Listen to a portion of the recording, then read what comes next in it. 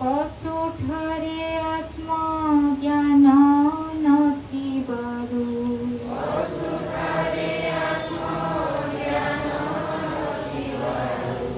निकृष्ट सी बोलाए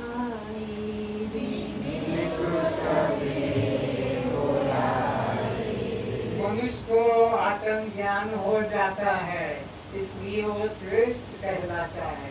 तो इन पशुओं को तो आत्मज्ञान नहीं होता है, इसलिए उन्हें निकृष्ट कहते हैं।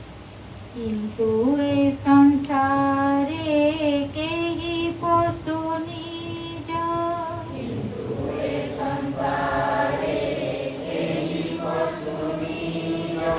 संतान को मारे नाही रे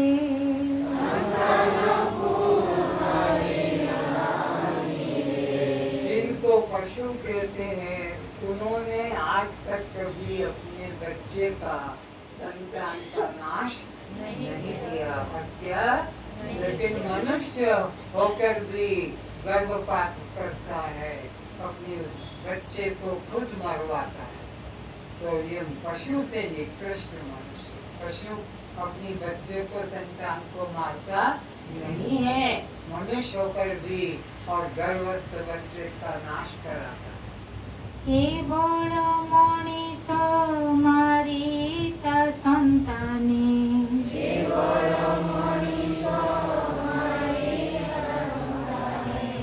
पशुठु ही न बोलाए रे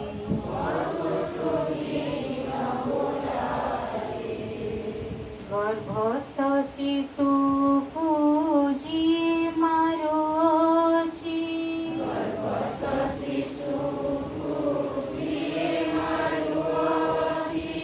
नर हत्याकारी जान रे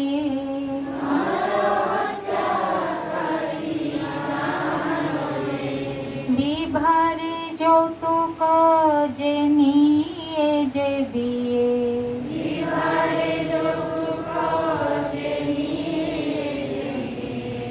জীব হত্যা পাপী রে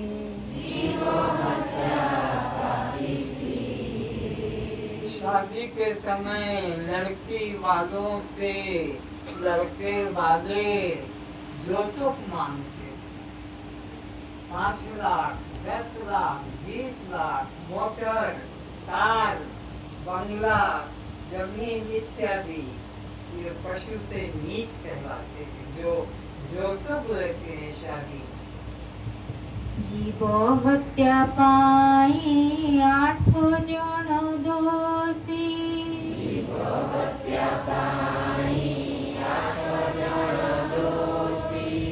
कहे वेद मनुबाणी रे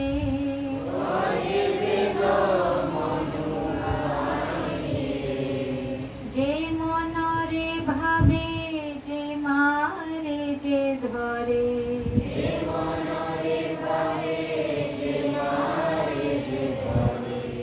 जेबिके काटी ताकुरे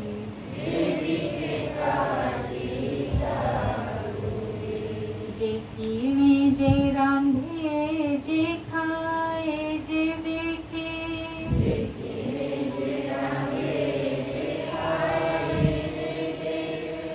एही 8 जन दोषी रे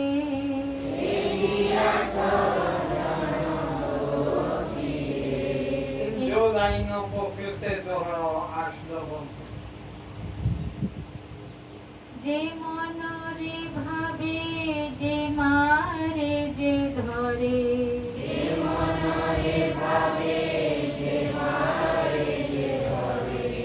जे बिके काटी ताकुरे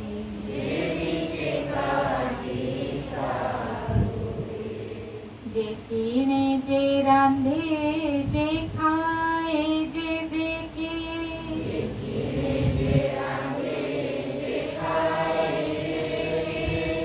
एही 8 जन दोषी रे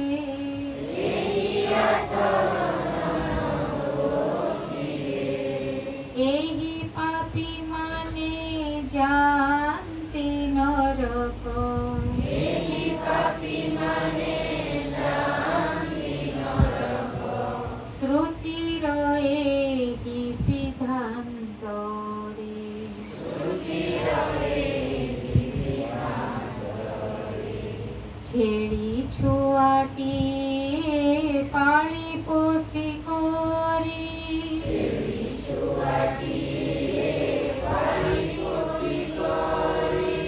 प्रेम विश्वास जगाए रे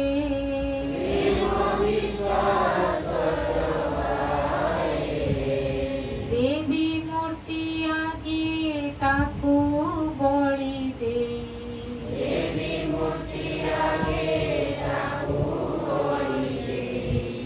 वरदान मागी थाओ रे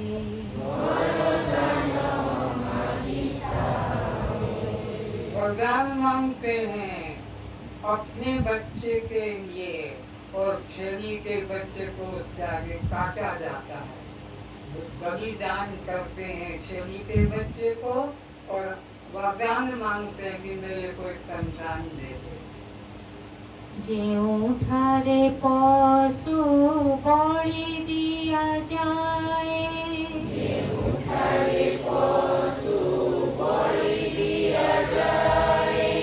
ସେ ଯଦି ହୁଏ ମନ୍ଦିରରେ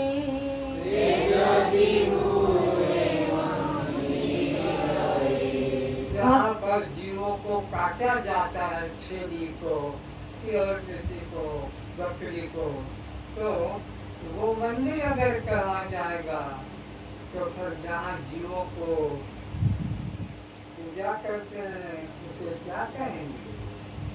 हत्यागृह तेबे काहाकू कहिबा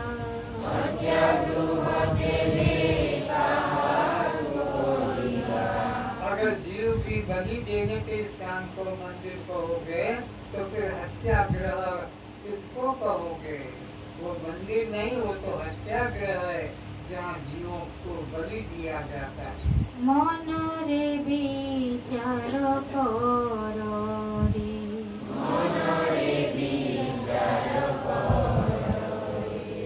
चेतन कुमारी जड़कू पूजई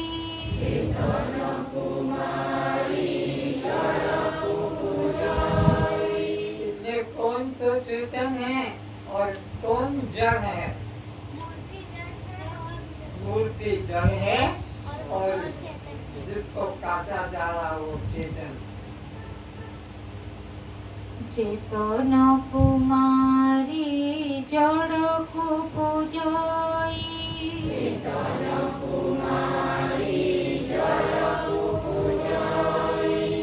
दया धर्म जानी नाही रे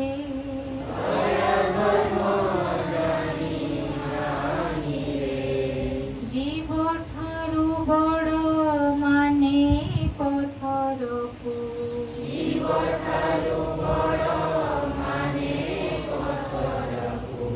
बुद्धि की विवेक नाही रे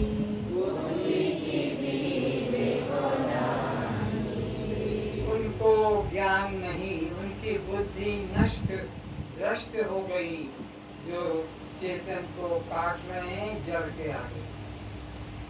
আজি যেউ জীব মারুছ খুশিরে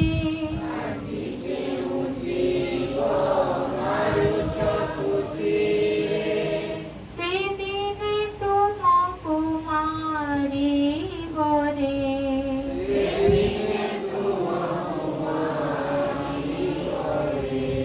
जे करी भूनिबे सही करी काटिबे। आज जिनको तुम मार रहे हो, काट रहे हो, खा रहे हो, एक दिन वो भी तुमको इसी तरह मारेंगे, काटेंगे और खाएंगे। যেমিতি বুনিব সেমিতি কাটিব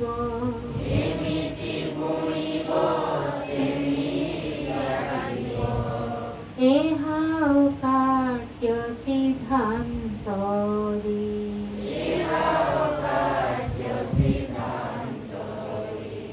ଯେଉଁଠାରେ ସବ ପୋତା ଯାଏ ତାକୁ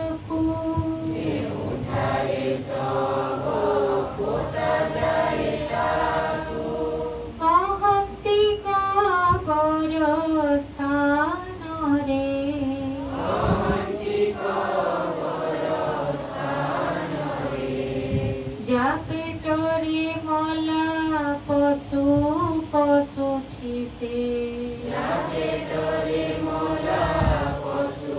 से चलता कबर जान रे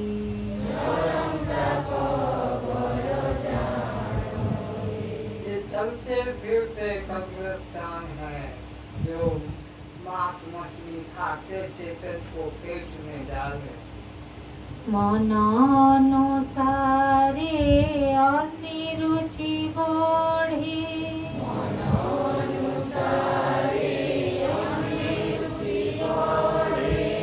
अनुरुति आरे मन रे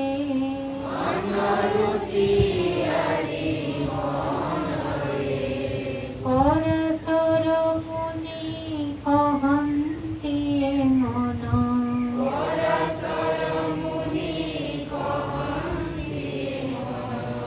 बंधन मुक्ति कारण रे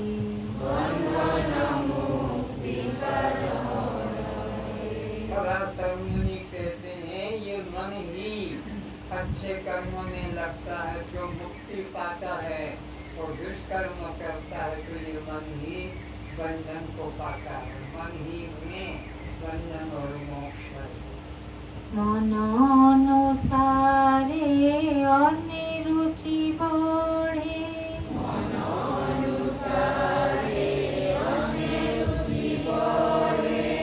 अनुरुति आरे मन रे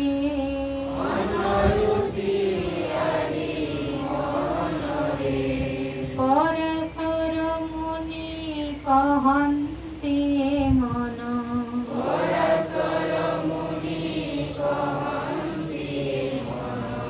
बंधन मुक्ति कारण रे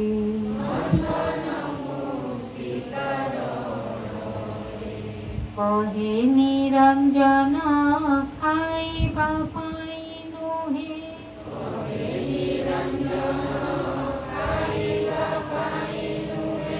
बंचिबा पाई खाइबा रे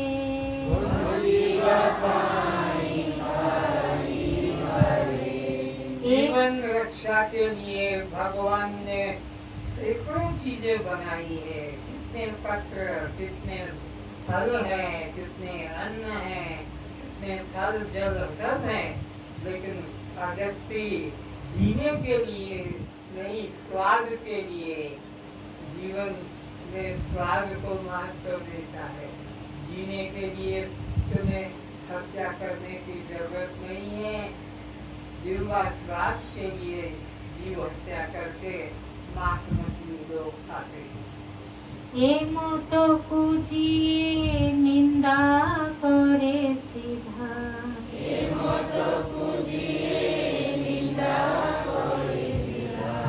नरक बाटो ता पानी रे फिर वह मांस मछली खाने वाला 4 जामों का पशु बनकर आएगा और 4 जामों का पशु भी वो कौन सा बनेगा? गाय नहीं बनेगा, वो घोड़ा बैल संड नहीं बनेगा, वो छेली नहीं बनेगा, वो बिल्ली बनेगा, वो कुत्ता बनेगा, वो बाघ बनेगा, क्योंकि उन योनियों में मांस खाया जाता है। तो जो आज मनुष्य बनकर अपने घर में मांस मछली पका के खा रहा है, बच्चों को भी खिला रहा है, पत्नी को भी खिला रहा है, पति को भी खिला, आपस में खाओ खाओ मेरे बात मानो खाओ, ऐसे करके वो मांस मछली खिलाता है। अगले जन्म में इनको फिर वही कुत्ता बनकर, बिल्ली बनकर, बाघ बनकर आना पड़ेगा और अपने कर्म का फल भोगना पड़ेगा।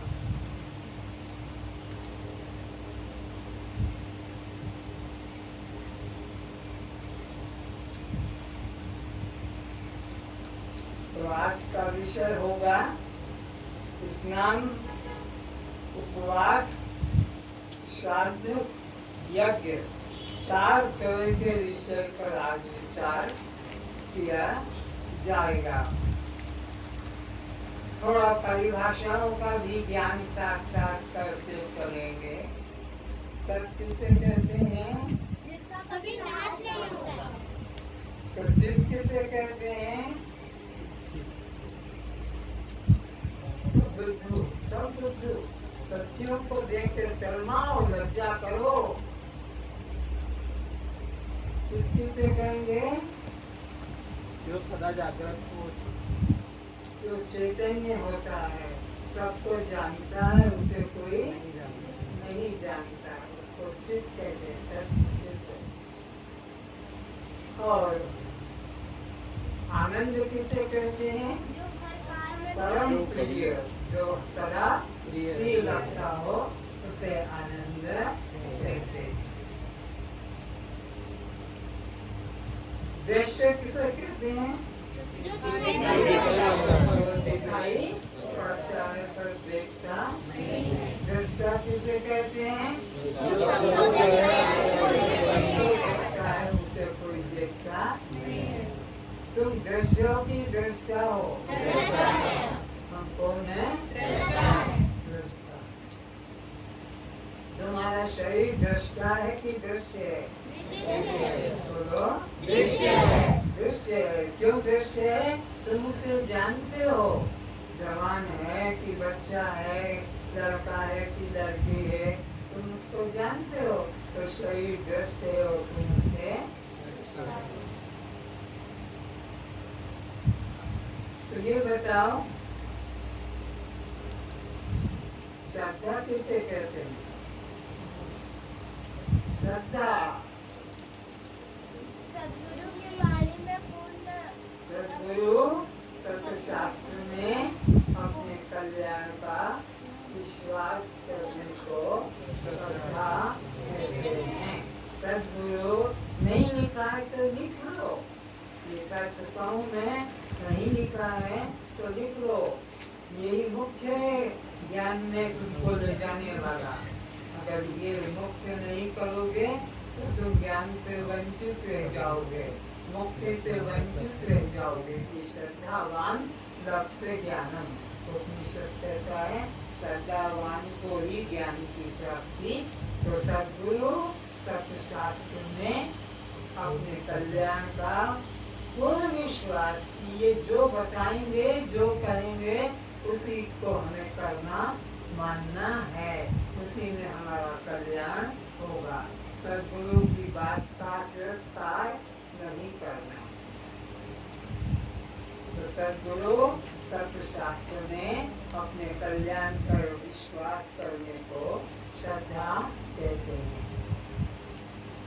वैरागी किसे कहते हैं? बोलो। इस लोक से लेकर ब्रह्मलोक इस लोक से लेकर ब्रह्मलोक तक सुख की चाहना इस कर। लोक से लेकर ब्रह्मलोक ब्रह्मांडिक लोक तक के भोगों में ग्लानि, वैरागी। इस लोक के भोगों को लेकर स्वर्ग वैकुंठ तक के भोग की इच्छा, उसको कहते हैं वैरागी। मुमुक्षुता किसे कहेंगे? मुक्ति पाने की इच्छा। मोक्ष पाने की इच्छा को मुमुक्षुता कहते हैं। श्रवण किसे कहते हैं? वेदों के महावाक्यों चिंतन तत्व से निश्चय करना। वेदों के महावाक्यों का तत्व से निश्चय करने को श्रवण।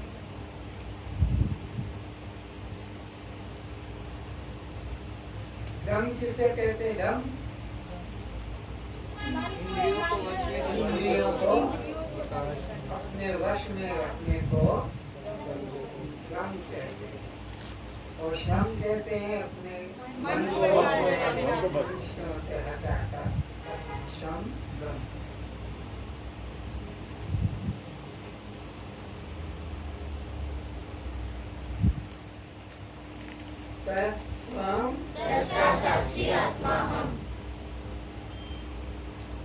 जड़ किसे कहते हैं? जो अपने को न जाने उसको किसी को न जाने। अपने को भी न जाने, दूसरे को भी न जाने, उसे जड़ कहते हैं। तो चेतन किसे कहते हैं? उसे कोई न जाने।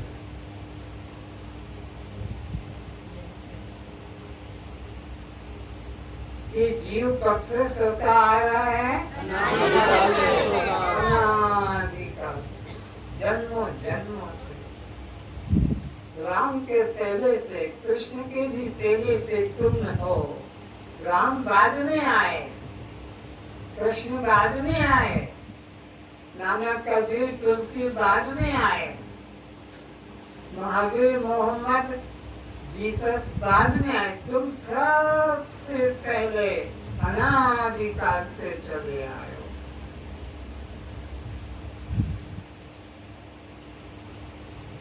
तो आप कब से सोते आ रहे हैं? इस शिविर में आपको सोया रहने दिया जाएगा कि जगह दिया जाएगा?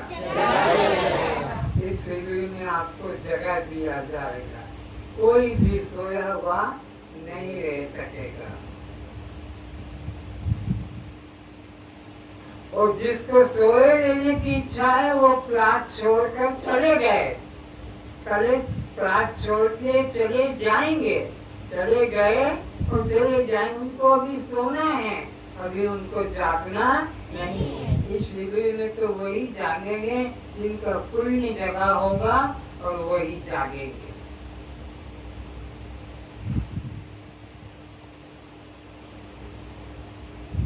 नोट करें, स्नान 3 प्रकार के होते हैं। शारीरिक स्नान, मानसिक स्नान, आत्मिक स्नान। शरीर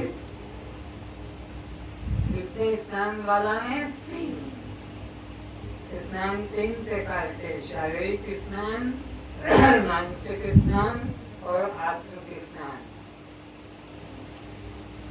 अक्षय का स्नान किसको कहते हैं वो तुम जानते हो? ये प्रत्येक मनुष्य जानता है। सुबह उठकर हम अपने समय पर अनुकूल जल, गर्म या ठंडा लेकर स्नान करते हैं, उसको कहते हैं शारीरिक। उसमें साबुन का प्रयोग कर लेते हैं, कोई उपटन का प्रयोग, बेसन, हल्दी, तेल मिलाकर उपटन करते हैं। इस तरह स्नान शारीरिक का सुबह सब करते हैं, इसको शारीरिक स्नान कहते हैं। मानसिक स्नान मंत्र करना, माला करना, जप करना, पूजा करना, ये मानसिक स्नान कहलाता है। शरीर स्नान शरीर की शुद्धि के लिए, मानसिक स्नान मन की शुद्धि के लिए, और तीसरा है आत्मिक स्नान, ये बुद्धि की शुद्धि के लिए। तीसरा स्नान है आत्मिक स्नान, ये बुद्धि की शुद्धि के लिए।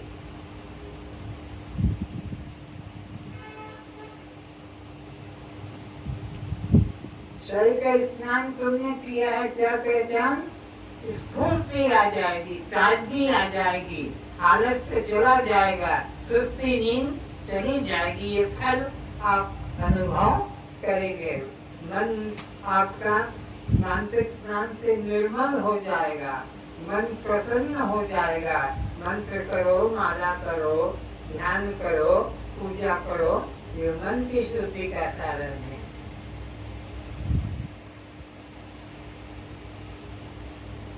आत्मिक शुद्धि से क्या होगा? मुक्ति। आत्मिक शुद्धि से क्या मिलेगा? मुक्ति। सो हम ये भाव जग जाएगा।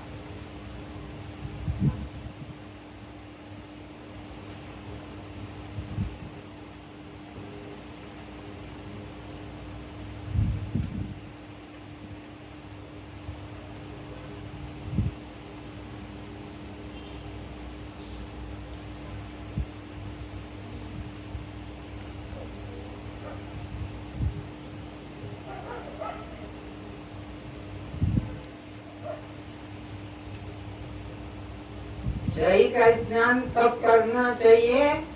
शास्त्र कहता है सूर्योदय से पहले। और रोगी है, बीमार है, तो फिर वो अपने सुविधा से स्नान करे। जैसे तंदुरुस्त स्वस्थ व्यक्ति को सूर्य उदय से पहले ही स्नान करने का शास्त्र विधान करता है। जहाँ जिसको जगह, गंगा पास में है, नदी पास में है, तालाब पास में है, कुआं पास में, जहाँ जिसको सुविधा मिले अपना स्नान कर सकता है।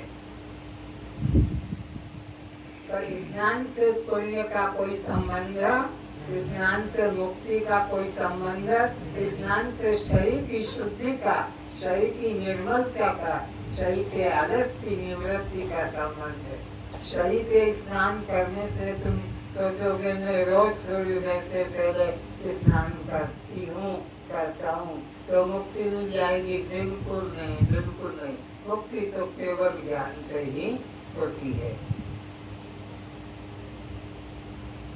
तो मुक्ति के लिए आपको स्नान करना है कि ज्ञान करना? ज्ञान से मुक्ति कहा है।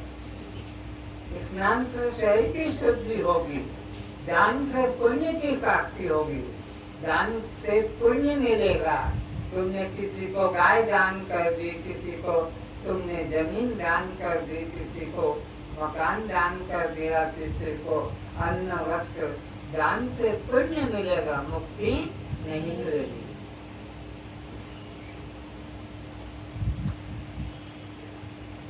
कुंभ मेले में आपके पिता माता गए होंगे, आपको भी ले गए होंगे। शिष्य लोग कुंभ स्नान के लिए जा रहे हैं। गुरु जी से कहा, गुरु जी हमारे साथ आज भी कुंभ स्नान को चलो। गुरु ने कहा भाई मेरे को तो 2 आदमी हाथ पकड़ के लाते हैं, ले जाते हैं, मैं कुंभ स्नान करने नहीं जा सकूंगा। नहीं, हम आपको शिष्य लोग 4 शिष्य मिलके उठा के ले चलेंगे। नहीं बाबा, मैं तुमको भी कष्ट देना नहीं चाहता, तुम स्वतंत्रता से नहाने जाओ, लेकिन एक काम करो। क्या कि मेरा ये जो तुम्बा है, तुम्बा समझते हो, बजाने वाला, तुमड़ी, तुमड़ी, आल जिसको बोलते हो, उसका छोटा फल को तुम्बा बोलते, तुम्बा। ये तुम्बे को भी ले जाओ मेरी जगह, और जहाँ तुम स्नान करो इसे भी स्नान कराना, मैं अपना फल मानूंगा। क्या जरूर? गुरु जी ने कहा तुम मेरे तुम्बा को स्नान कराना मत भूलना। नहीं गुरु जी, आपके तुम्बा को तो जरूर स्नान कराएंगे। और गए कुंभ स्नान इलाहाबाद में, और वहाँ पर 15 दिन तक कुंभ में संतों के दर्शन किए, उपदेश सुना, प्रसाद लिया, भंडारे में खाया, कुछ दान धर्म किया। और जब 15 दिन बाद चले तो वे गुरु जी के आश्रम में गए और गुरु जी को अपने कुंभ का प्रसाद, कि गुरु जी ये प्रसाद कुंभ का दो। गुरु जी का तुम्बा को भी दिया, ये तुम्हारा तुम्बा, पानी भर के लाए हो? बोला हाँ लाए हैं। अब गुरु जी ने क्या किया कि वो तुम्बे का पानी शिष्यों को दिया, लो प्रसाद। गुरु जी तो पीता पीता लगता, अरे तुमने बेईमानी की है, तुमने मेरे तुम्बे को स्नान नहीं कराया है, तुम्बे को स्नान कराते तो इसका तो फल बदल होता है। तो सोचो, तुमने स्नान किया 15 दिन और शिष्यों ने 2 बार स्नान कराया, लेकिन कड़वापन तुम्बे का स्नान कराने से, ऐसा आल तुमड़ी होती कड़वी, तो वो कड़वी होने से उसका कड़वापन छूटा नहीं। तो तुमने कुंभ स्नान कर लिया, डुबकी मारी, इससे कल्याण का कोई संबंध नहीं है। अगर कल्याण होता तो सब जल में रहने वाले 9 लाख, कितने लाख? इन सबका उद्धार हो जाता, लेकिन किसी का उद्धार नहीं हुआ। उन मछलियों को पकड़कर काट काट कर बाजारों में बिक्री की जाती है और मुख्य बाकी लोग उसको भोजन बनाते हैं। तो नहाए धोए क्या भया, जो मन का मेल न जाए। मीन सदा जल में रहे, धोए बास न जाए। मछली तो सदा जल में रहती है, लेकिन उसका वो पाप जाता नहीं है।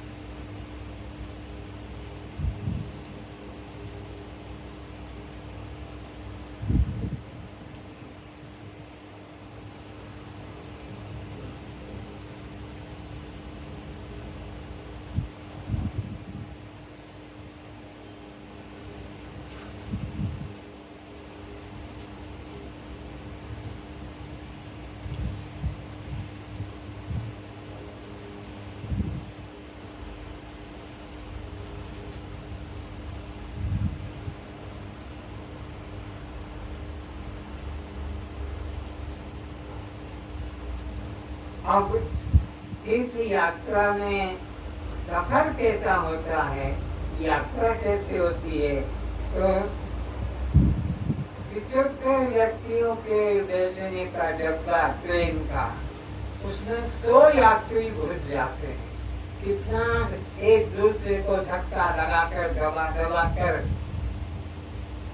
लेकिन में भी लोग खड़े हो जाते हैं। 3-4 यात्रा करना है, कुंभ का पुण्य लेना है, तो लेकिन में भी खड़े हैं, बीच रास्ते में भी खड़े हैं। इस तरह से अब 3 व्यक्ति की वो सोच है, 6 व्यक्ति बैठ जाते हैं एक दूसरे को दबा दबा कर, और उसमें तुमको आ गई परिश्रा, और परिश्रा आ गई तो उठ के जाने का रास्ता नहीं, और चले गए तो लौट के आ नहीं सकते।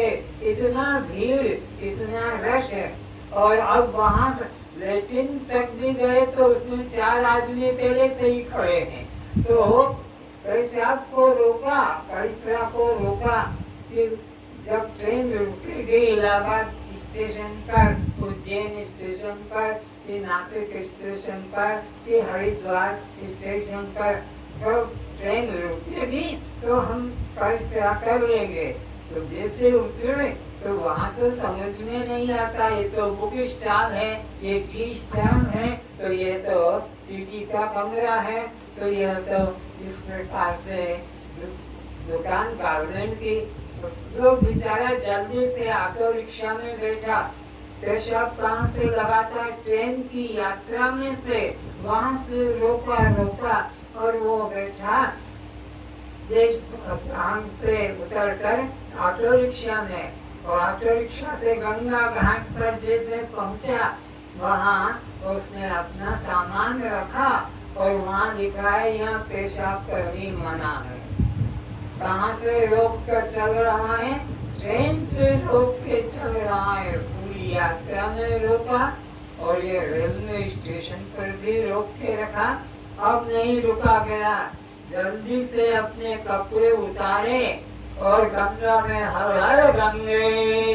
वहाँ कोई कंट्रोल नहीं था, वहाँ कोई डर नहीं था, आराम से अपना उसने परिश्रा का त्याग किया। और फिर इतना नहीं, लाख लाख लोग नहा रहे हैं। 1-2 की बात नहीं कह रहा हूँ, जल को देखकर सबको परिश्रा आता है, नियम है। जो लोग नहाने जाते हैं तो परिश्रा जरूर जरूर करके आता है। पानी का स्वभाव वो पानी को खींचता है। तो अब स्नान किया, परिश्रा निकल गया, खाली बोतल भी साथ ले गया था, उसको भी भर लिया घर वालों को प्रसाद देने के लिए। अपना तो पवित्र हुआ और घर वालों को, संबंधियों को भी तो गंगा का प्रसाद, गंगा का। उस वक्त लाख लाख लोग गंगा में नहा रहे, उनका लूनिया पानी वो बोतल में भरकर और सबको प्रसाद रूप में बांटा जाता है। इस तरह से यह कुंभ स्नान की बात बताई। और सुनो, कई ऐसे बाबू भाई जैसे या और कोई भी इसी प्रकार से कोई खड़ा है गंगा किनारे, वहाँ ब्रिज के पास, और माताएं नहाती है। तेज प्रवाह गंगा का, उनकी साड़ी का पल्ला गंगा खींच लेती है, और वो एक हाथ से अपना शरीर को संभाले हुए हैं, और वो केंद्र में ब्रिज के ऊपर खड़े हुए और फोटो निकाल रहे हैं स्त्रियों के आगे का पूरा नग्न हिस्सा वो गंगा नदी का प्रवाह में निकल जाता है, खुला हो जाता है, और फोटो खींच रहे हैं। लोग धन्य मान रहे, पुण्य हो गया गंगा स्नान करके, और तुम्हारा नग्न स्थान शरीर फोटो कैमरा में खींचते रहते हैं। ये कुंभ स्नान की बात है। और वहाँ पर कोई आपसे पैसा मांगता है तो आप जो सकता है देते हैं, कुछ गाली भी दे देते हैं।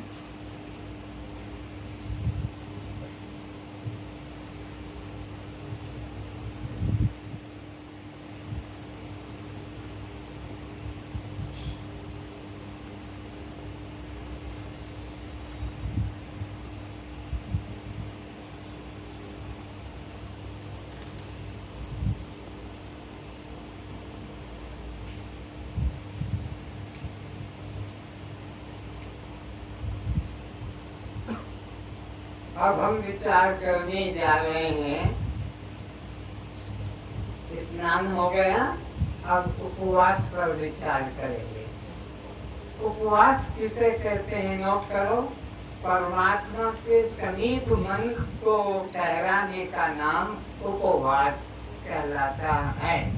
परमात्मा के समीप मन को ठहराना उपवास कहलाता।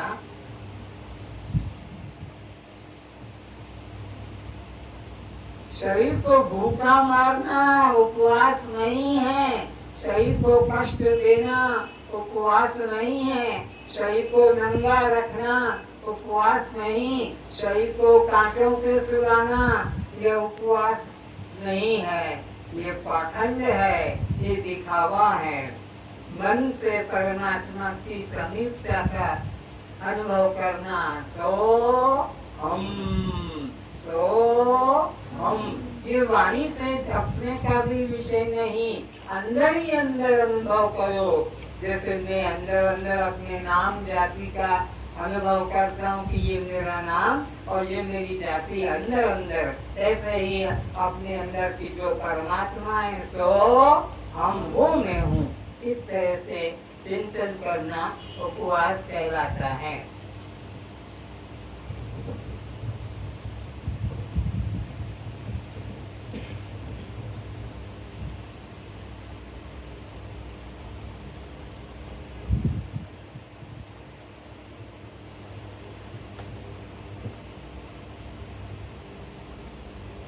तो उपवास कोई तिथि पे मत करना कि पूर्णिमा है या सोमवार है या मंगलवार है, इस कोई दिन को देख कर भी उपवास मत करना, तिथि देख कर भी उपवास मत करना, महीना देख कर भी उपवास मत करना। उपवास उस दिन करना जिस दिन पेट में दर्द मालूम पड़े, खट्टी डकार आने पड़े, बदबू निकलने लगे मल द्वार से, इस तरह से जब तुमको लगे वो ही दिन तुम्हारे लिए उपवास का है। और उस दिन भी तेल छना कुछ मत खाना, घी बना भी मत खाना, चीनी बना भी मत खाना, आटा सूजी से बना भी मत खाना, या दूध मलाई भी उस दिन मत खाना, सादा खाना।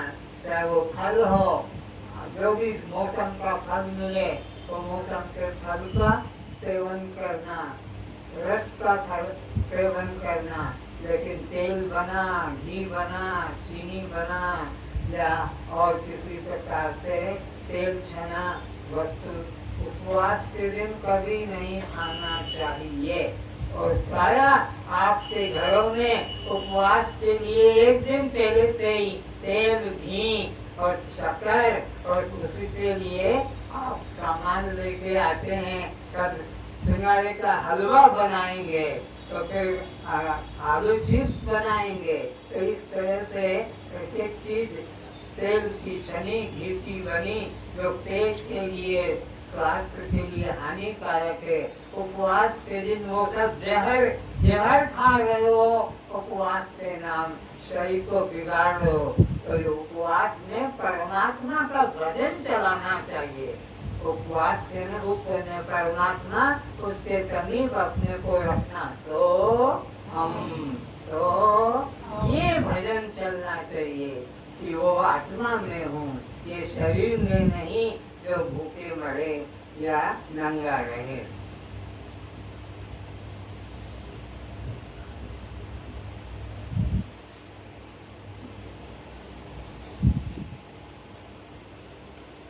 अब उपवास का जो असली अर्थ था वो मालूम पड़ गया कि परमात्मा के समीप अपने मन को रखना। किस तरह से?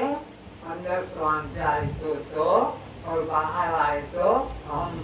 सो ये बताया मैंने बोल के, तुम्हें बोलना नहीं है, तुम्हें सोचना है कि इस तरह से श्वास जा रहा है तो सो जा रहा है, श्वास आ रहा है तो हम आ रहा है, ऐसा चिंतन करना चाहिए।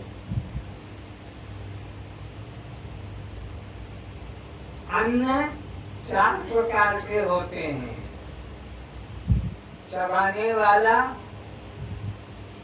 चाटने वाला, चबाने वाला, चाटने वाला, चूसने वाला और पीने वाला। अन्न 4 प्रकार के होते हैं। अब वो कितना खाना चाहिए वो भी सुन लो। प्लेट के आधा भाग अन्न से पूरा करो, अन्न से आधा भाग। तुम तो गले गले अन्न से भर लेते हो तो बीमारी नहीं आएगी तो क्या होगा? कैंसर नहीं आएगा तो क्या होगा? डायबिटीज नहीं होगी, ये सब रोग आएंगे। इसलिए अन्न कितना खाना चाहिए? आधा पेट भर जाए, और चौथाई पानी से भरना चाहिए, और चौथाई पवन के लिए, श्वास के लिए खाली रखना चाहिए। अंदर बाहर श्वास के लिए चौथाई खाली करो, और चौथाई जो है अपना पानी के लिए करो। हवा के लिए चौथाई, चौथाई अपना पानी के लिए, आधा अन्न से भरो। तो ऐसे व्यक्ति का रोग नहीं घटेगा। और चबा चबा कर खाएं, चबा चबा कर खाएं। पहला कोर जब गले से नीचे निकल जाए तो दूसरा डालें। फिर से सुनो, ये कोर गया, चबाया, अब ये चला गया तब दूसरा कोर डाले। तुम्हारा तो पहले ही कोर चबाने की दूसरा घुसे देते हो, दूसरा निकला नहीं कि तीसरा मुंह में डाल देते हो। जल्दी जल्दी अन्न नहीं खाना चाहिए, आहिस्ता आहिस्ता खाना चाहिए। जैसे माँ बच्चे को खिलाती है प्यार से, ऐसे अपने अंदर एक एक कोर डालो।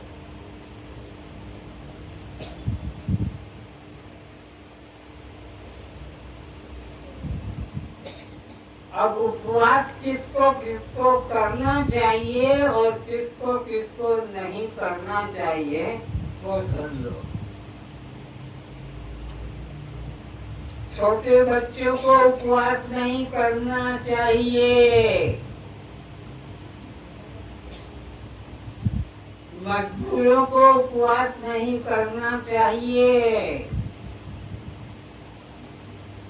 गर्भवती नारी को उपवास नहीं करना चाहिए। दूध पिलाने वाली माता को भी उपवास नहीं करना चाहिए। यदि दूध पिलाने वाली माता, गर्भवती माता, मजदूरनी माता,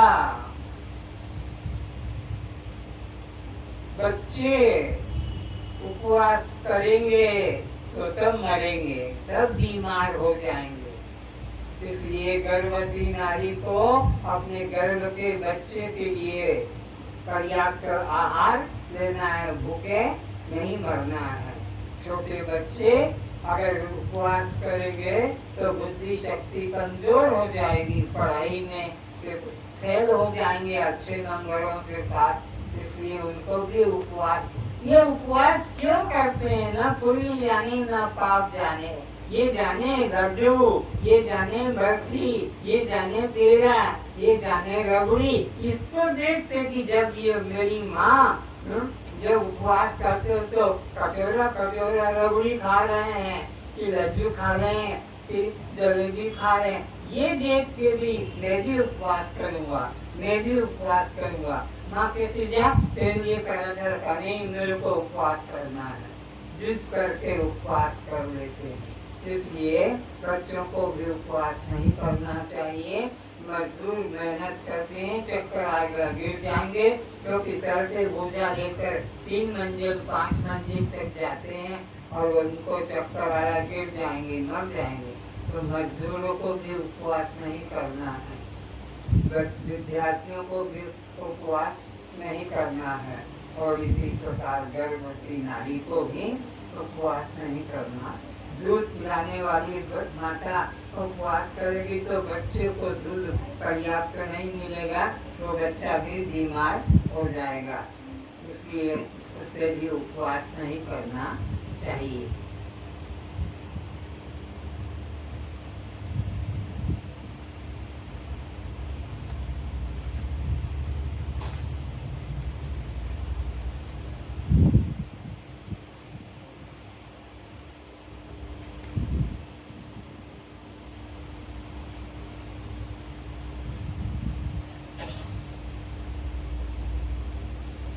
खा खा कर जो घुसके हो गए हैं, खा खा कर जो घुसकी हो गई है, घुसका घुसकी तो समझते हैं, उनको उपवास करना चाहिए। खा खा कर पेटू बन गए हैं, पेट लटक गया है, चलना मुश्किल हो गया है, तो ऐसे लोगों को उपवास जरूर करना। एक दूसरे को मत देखो, उधर उधर रुकते हो, देखा उसको बदमाशी करने रुक गए न, देख के खड़ा कर देंगे अगर ऐसा किया तो। अपने अपने में उतरो, किसी दूसरे से बात मत करो। तो इस तरह से जो वजन में बढ़ गए हैं, पेट मोटा हो गया है, उनको उपवास करना चाहिए। अब एक सावित्री अमावस्या उपवास होते हैं, वो पति की उम्र बढ़ाने के लिए स्त्रियां करती है। सावित्री अमावस्या उपवास स्त्री उपवास करती है पति की उम्र बढ़ाने के लिए।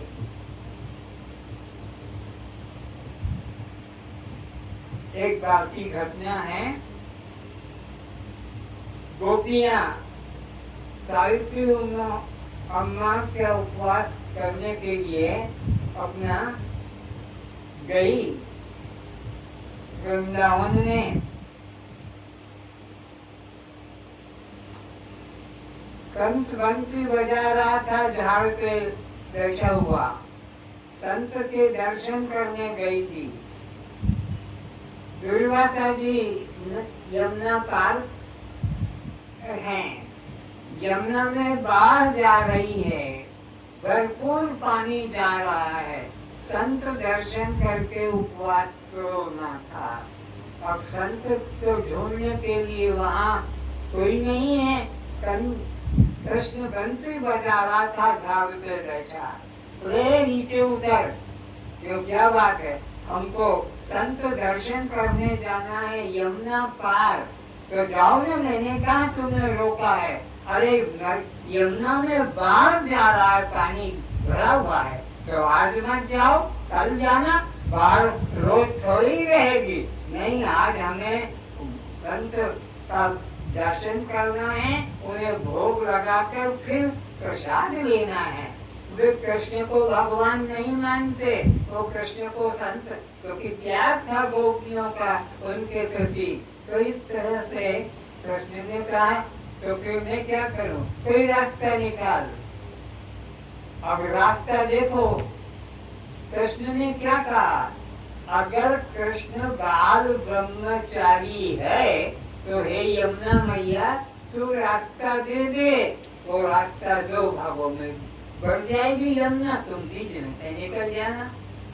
तो गोपियों ने कहा, जोड़े तू कब से बाल ब्रह्मचारी बना, कल गाल चुम्बन किया तो दाग पड़ा हुआ है, कल मेरी साड़ी उतार ली थी, कल मेरा हाथ पकड़ लिया था और मेरे को गिरा दिया था, तू कब से बाल ब्रह्मचारी बना। बोले मैं नहीं जानता हूँ, ये तुम जानो, मेरा क्या है। इतना तुमने पूछा कि यमुना के पार जाना है तो रास्ता एक यही दिखाई पड़ा। गोपियों ने कहा, अरे वो बाल ब्रह्मचारी है कि भ्रष्टाचारी, हमें क्या करना, हमें तो उसकी बात मानकर यमुना को बोलना है, रास्ता मिल जाए तो अच्छी बात है, नहीं तो अपने घर लौट चलेंगे। गोपियों ने कहा, चलो जाकर यमुना मैया को कहा, हे यमुना मैया, क्यों हंसी आ गई, क्योंकि बोलना क्या है कि अगर हमारा कृष्ण बाल ब्रह्मचारी हो तो जानते हैं कि ब्रह्मचारी के लक्षण तो ये नहीं कि हाथ पकड़ लेना, चुम्बन कर लेना, साड़ी खींच लेना, उतार देना। तो कहा, हे यमुना मैया, अगर हमारा कृष्ण बाल ब्रह्मचारी हो तो रास्ता दे दो। कहते वो यमुना दो भागों में बढ़ गई, उधर का पानी उधर रह गया, इधर का पानी इधर हो गया, बीच में सूखा रास्ता। सारी गोपियां उस पार पहुंच गई और फिर घूम के देखा तो फिर यमुना वैसा का वैसे ही जुड़ गई और वैसे ही पानी बह रहा है। आश्चर्य की बात है कि कृष्ण को बाल ब्रह्मचारी मानते हैं, हम तो इसको भ्रष्टाचारी मानते हैं। और ये गंगा यमुना ये दो भागों में बढ़ गई। अच्छा, गुरु जी को दर्शन किए, आरती उतारी, तिलक किया, फूल माला चढ़ाई और अपने हाथों से प्रसाद किया।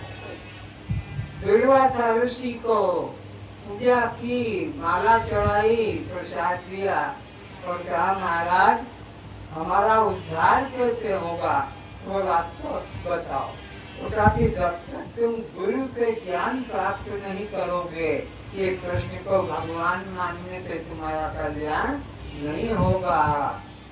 कृष्ण से प्यार जोड़ जाने से कल्याण नहीं होगा।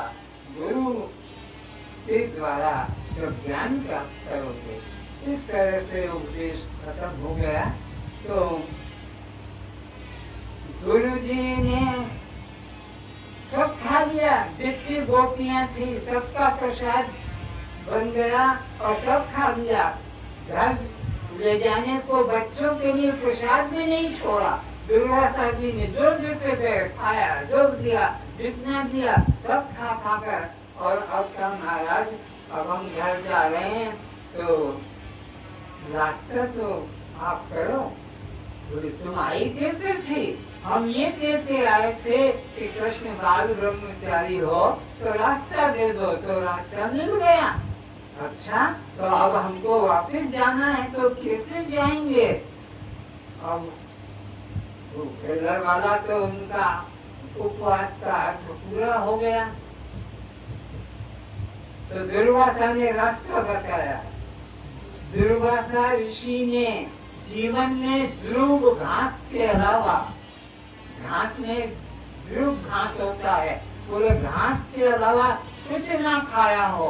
और जबकि सब गोपियों का खा गए, बच्चों के लिए प्रसाद भी नहीं छोड़ा, सब खा गए, जकार रहे और बोले ध्रुव घास के अलावा जीवन में कुछ ना खाया तो हे यमुना मैया रास्ता दे दो। और कहा और रास्ता खुल गया। सूखा हो गया पहले की तरह। इस समय जैसे कृष्ण के कहने से कि कृष्ण बाल ब्रह्मचारी हो तो रास्ता दे दो तो रास्ता खुल गया।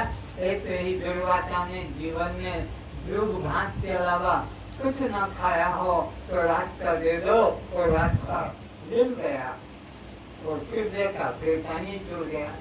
तो गोपियां सोचने लगी वो ब्रह्मचारी और ये दुर्वासा ऋषि दुर्ग घास के अलावा कुछ नहीं खाया, इनकी महिमा यही जाने। ये अपने बुद्धि का विषय नहीं, संत का जीवन का कभी विचार मत करना, संत के उपदेश पर विचार करना। संत का जो भी विचार करोगे जीवन पे तो तुम लाभ नहीं ले पाओगे, वंचित रह जाओगे। कृष्ण ने जो कहा कि वो बाल ब्रह्मचारी तो रास्ता मिल गया। इधर दुर्वासा ने कहा कि मैंने दुर्ग घास के अलावा कुछ न खाया तो रास्ता मिल गया। इस तरह से रास्ता हो गया।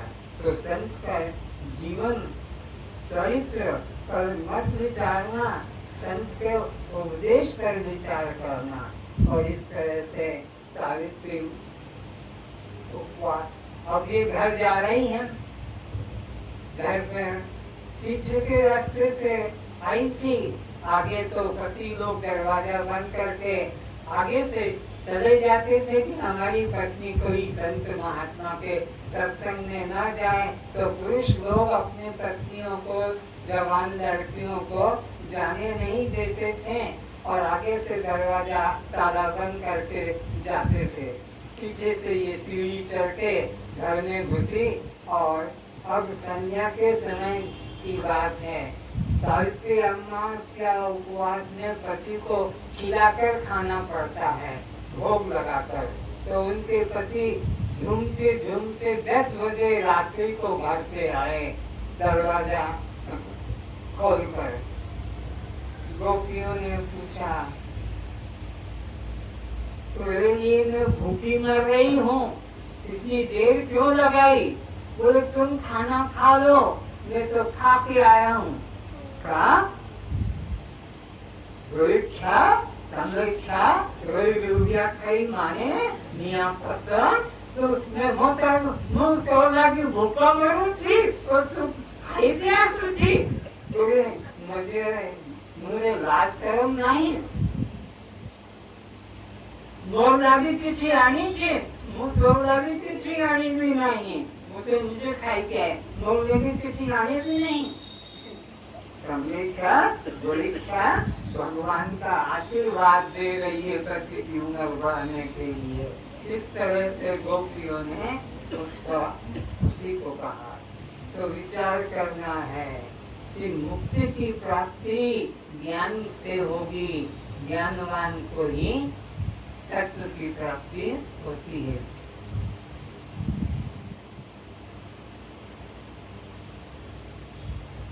जगन्नाथ के मंदिर में 12 ही महीने भात का भोग लगता है।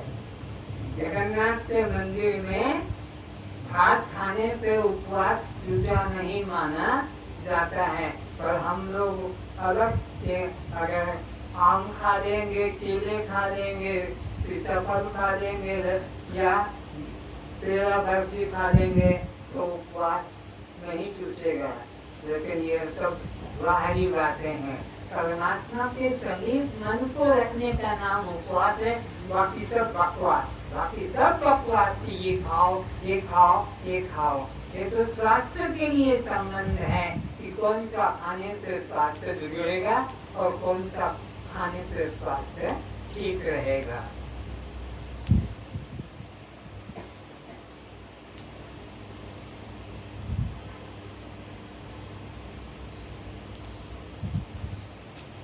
मृतक पुरुष के नाम पर श्राद्ध करते हैं। वर्ष में एक बार एक दिन श्राद्ध करते हैं और सोचते हैं कि वह हमारे पितृ के पास पहुंच जाएगा। कितनी नासमझी है। वो पितृ साल भर पहले 10 साल पहले मर गया, उसके नाम का हर साल तुम्हें ब्राह्मण को बुलाकर भोजन कराती हो। पर वो मृतक पुरुष क्या उस अन्न को पाएगा? वो तो दूसरे घर में दूसरे योनि में जन्म ले लिया और तुमने यहाँ से श्राद्ध का ब्राह्मण को भोजन खिला दिया और मान लिया कि हमारे पितृ के पास में पहुंच जाएगा। अगर ऐसे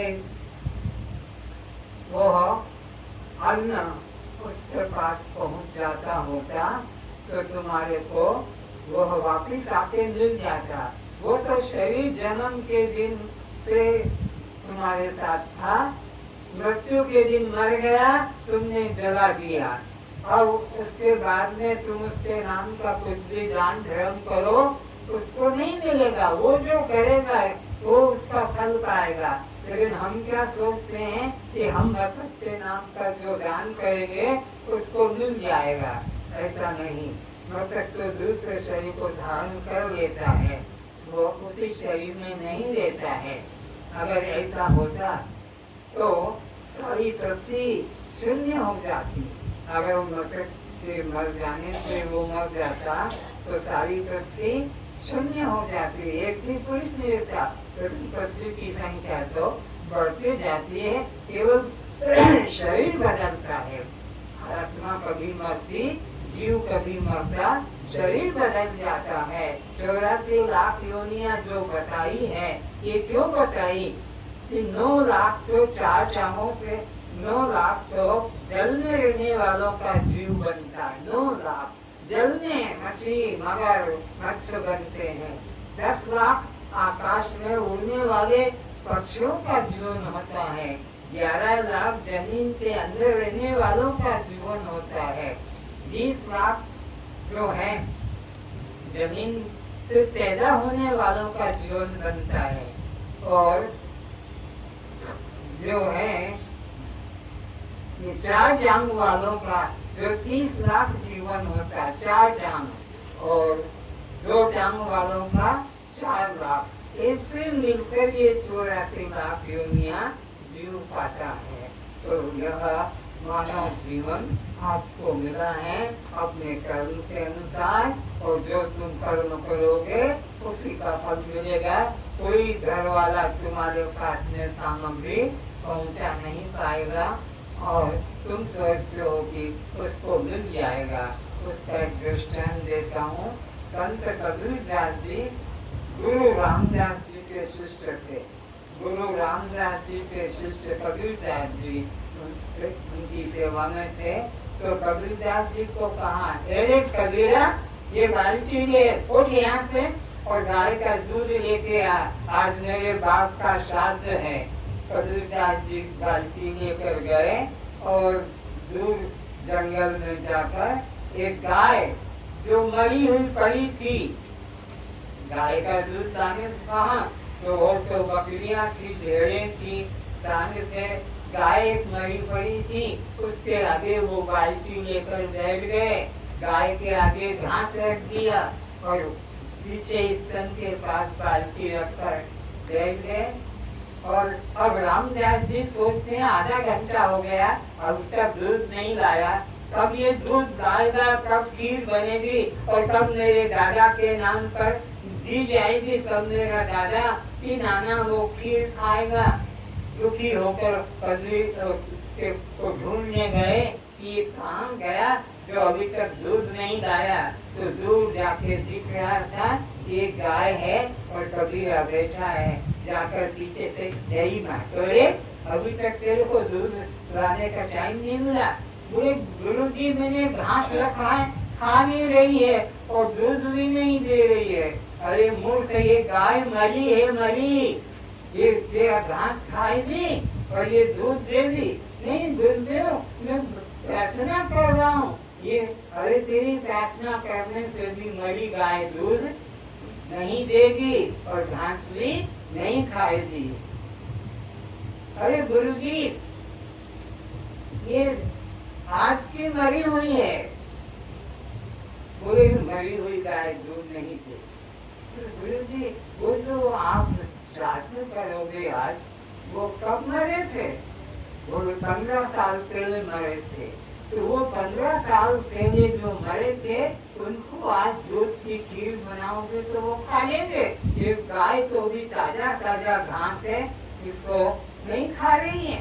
तो मरी गाय जब घास नहीं खा पा रही है तो मरा हमारा पिता की पितामह वो क्या खीर खाएंगे? मूर्ख लोग मानते हैं कि हम ब्राह्मण को यहाँ खिलाएंगे तो उनको वहाँ खीर मिल जाएगी। ऐसा होता नहीं है।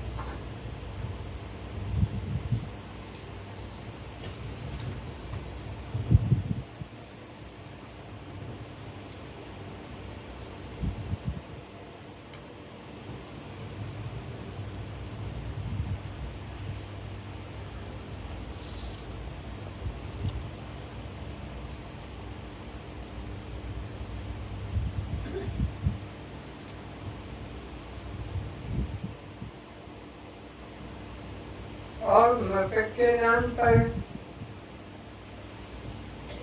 कोई चादर मांगता है, कोई जूता मांगता है, कोई साड़ी मांगता है। मृतक के नाम पर पंडित आकर कि तुम्हारी माँ मर गई है, साड़ी दे दो, तुम्हारा पिता नंगे पाँव गर्मी के दिन जूता दे दो, तुम्हारा बच्चा इस प्रकार से है उसके लिए ऐसा कपड़ा दे दो।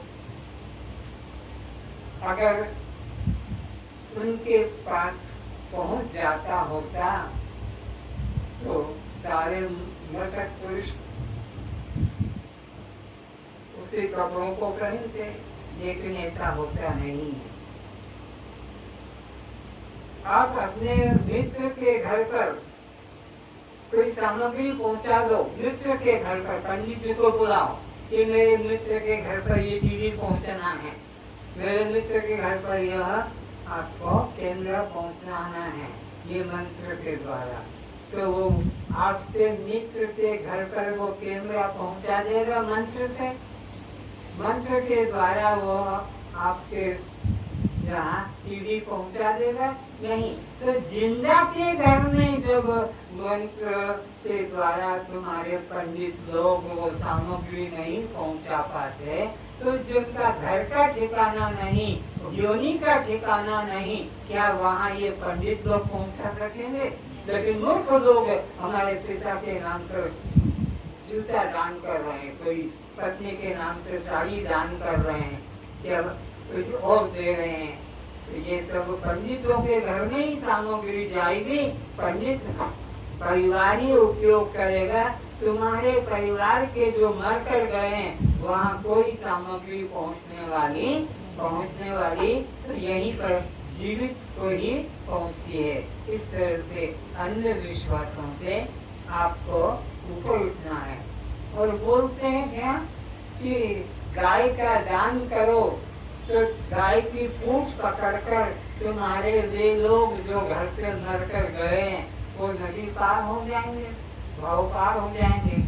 अब विचारो गाय की पूंछ पकड़कर पार हो जाएंगे तुम्हारे घर वाले जो मर गए हैं, जो भाव पार जाना है, तो तुम गाय की दान करो, तुमसे दान मांगेगी गाय का। और जो घर से तुम्हारा बेटा की पति की तुम्हारी पत्नी मर के गए हैं तो ये क्या करेंगे कि मरे हुए तुम्हारे बेटा बेटी पति पत्नी गाय तुम दान कर दो तो गाय की पूंछ पकड़ के उधर हो जाएंगे। तो विचार करो मृतक के पास में पूंछ पकड़ने को क्या होना चाहिए? हाथ होना चाहिए। और गाय की पूंछ पकड़ रहे हैं कि टांग पकड़ रहे हैं देखने के लिए क्या होनी चाहिए मृतक के पास? मृतक के पास देखने को आँख हो, पकड़ने को पूंछ हाथ हो, और गाय तक जाने के लिए पूंछ पकड़ने के लिए टांग हो, तब जाकर। तो अगर ये तीन चीजें मृतक के पास हो, पंडित ने क्या कहा, तुम्हारा घर वाला गाय की पूंछ पकड़कर बहुत सागर के पार हो जाएगा।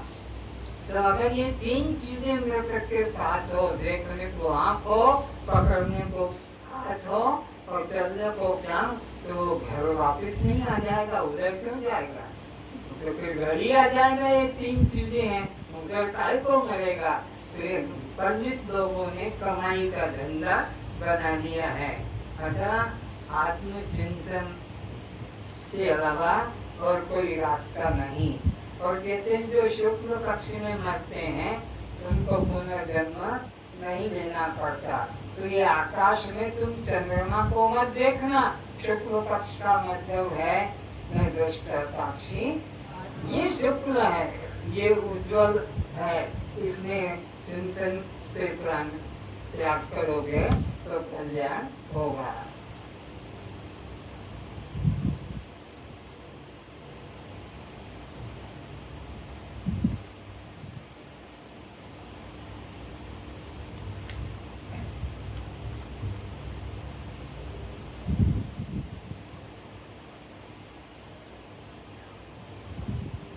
अब गोवर्धन का मतलब समझो, गो कहते हैं इंद्रियों को और वर्धन कहते हैं शक्ति देने को। तो आत्मा ही गोवर्धन है। गोवर्धन नाम के पहाड़ को मत पूजने करने जाना। आत्मा जो है यह गोवर्धन पर्वत है।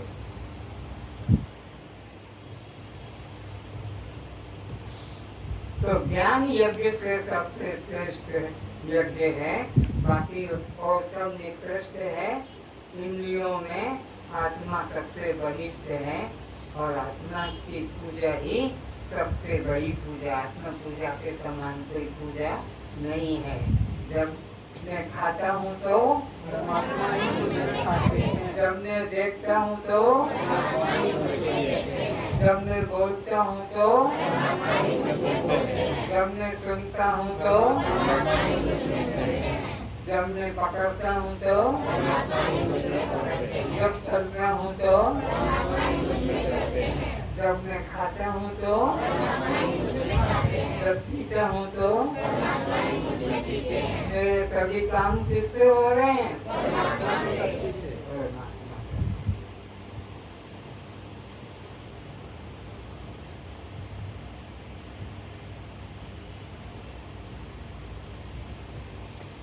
तो आंख ब्रह्म नहीं, रूप ब्रह्म नहीं, जिसकी शक्ति का अंश पाकर ये आंखें रूप देखने में समर्थ होती वो ब्रह्म है, तो वो तुम हो।